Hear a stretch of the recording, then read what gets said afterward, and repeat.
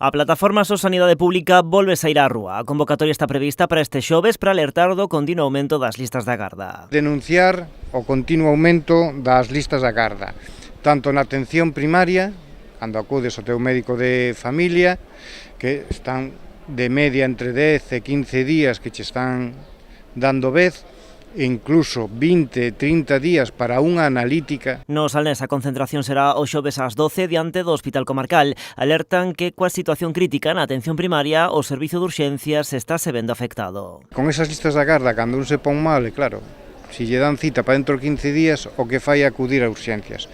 Por lo tanto, estáse trasladando a porta de entrada á saúde, en vez de ser a atención primaria, están sendo os servicios de urxencias.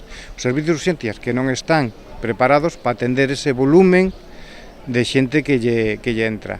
Estáse vendo que están colapsando. Dende a plataforma aproveitarán ademais para reivindicar un verán máis que a ambulancia medicalizada con base en Vilagarcía non marche para Sanxenxo. Reforzar non é quitar dun lado para levar para outro.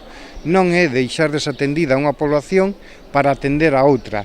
Pero iso é maquiavélico, iso é xogar ca vida da xente, non só dos veciños, sino tamén da xente que nos visita. Na concentración do xoves tamén participará o BNG. Siguen sobrando as razóns para seguir enfrontando a folla de ruta do Partido Popular de destrozo da sanidade pública.